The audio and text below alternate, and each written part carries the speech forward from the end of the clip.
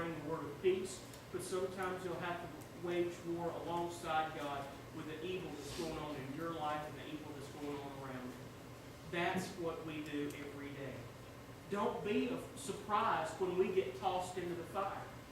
Don't be surprised when we have to get involved in situations that we really don't want to be involved in. Because God has equipped us with all of this battle armor and all this weaponry to stand in the face of those fiery darts, to stand in the midst of the furnace, to stand as all this conflict comes against us.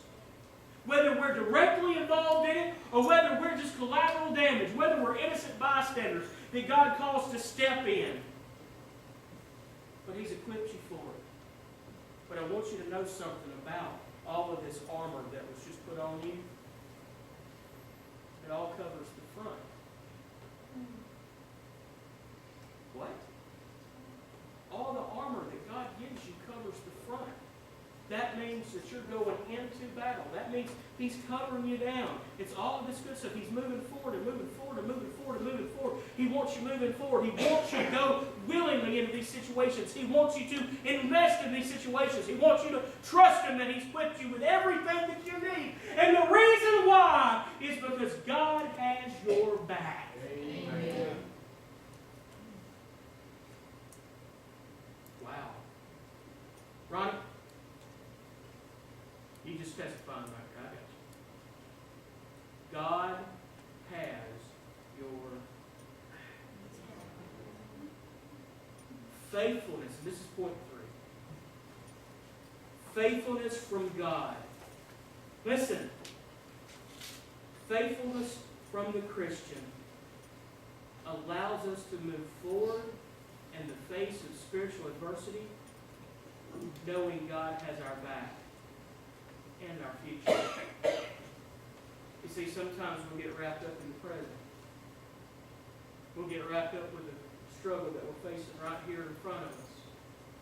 But we've forgotten the scripture that God says that I know the plans that I have for you. They're plans to prosper you, to give you hope and a future, not plans to destroy you, not evil. They said, I've got you a future. Can I ask you quickly, where is the future? Where is it? It's out there somewhere. It's out there ahead of us. And if God has us a future, and God has a plan for our future, then why can't we move boldly forward instead of always looking behind us? Always struggling with what's behind us. Always struggling with what we've been through. Always struggling. When, listen, God's got you through all of it. It doesn't matter what you're going through now. God has already resolved that. But the resolution is in your future. You've got to go forward into it. That means that you can't be scared to go forward into the fire. You can't be scared to go forward into the future. You can't be scared to walk in faith with the Lord. Because He's equipped you with everything that you need to face that opposition that comes from the front. And then He's made sure that you never have to worry about your back.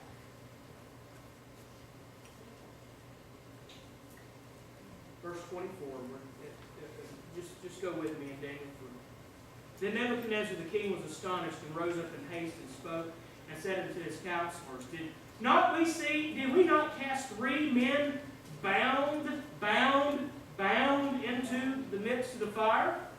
They answered and said unto the king, True, O king. He answered, they said, Yeah, that's right. They weren't close to the fire. They were over in the corner somewhere going, Yeah, there's only 3 of them. He answered and said, Lo, I see 4 men loose. He didn't say this. Hey, I see 4 guys in there loose walking around in there. He said, I see 4 men.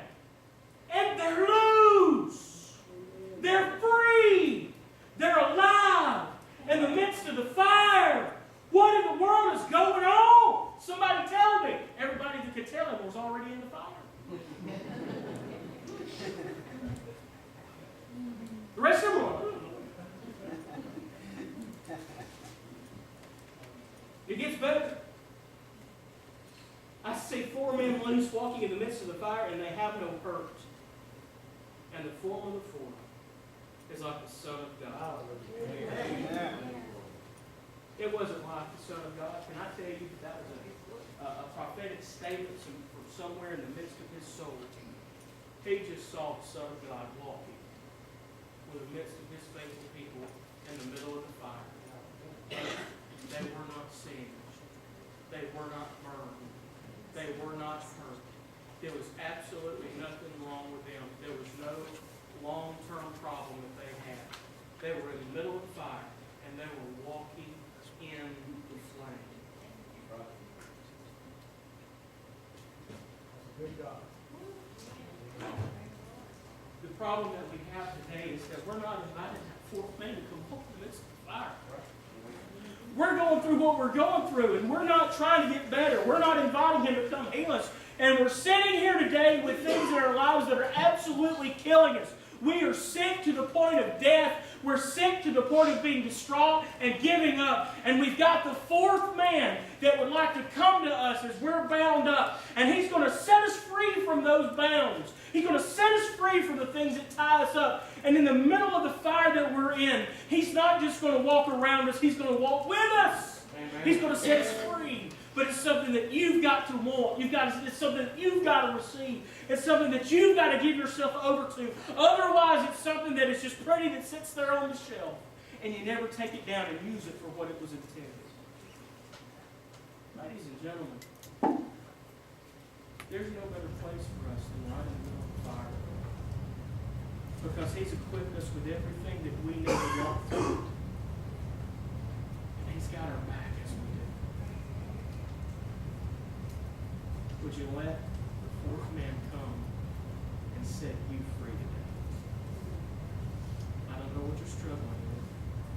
But if you don't know Jesus today, that's the fourth man you need to meet. And if you invite him into your life, he's not just going to walk into your life and help you walk around in the fire just the same old you. He's going to come in and remove that old dead person that's probably causing the fire. And he's going to bring to you a new life that's rooted in heaven and not rooted in hell. That's rooted in life and grace and mercy and hope instead of rooted in death and fear. And he's going to equip you today with those things that you need to face life and go through the fire. And he's going to make you a promise. I'll never leave you. I'll never forsake you. I've always got your back. But today, the only way that Jesus can have your back is if he has your heart. Amen. And if you're here today and you know that you're saved, but you're just not walking in it, you must repent. That means you need to turn away from the direction you're going in because you're walking in the fire because you've chosen to be there. And today he invites you to walk out of it by turning and going in another direction. And if you're just here today and you say, Jason, this feels like home.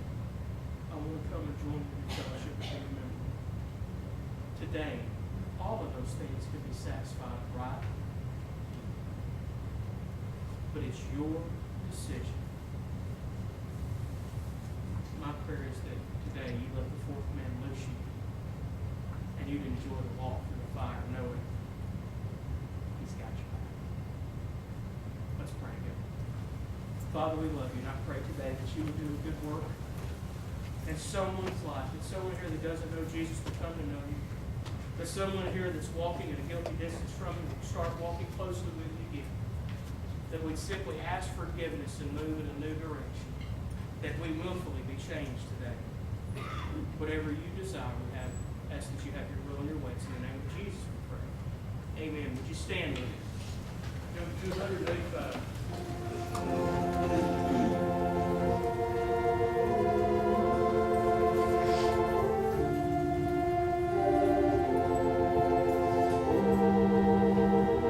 Don't wait. Come on. Come on now. Let somebody pray with you.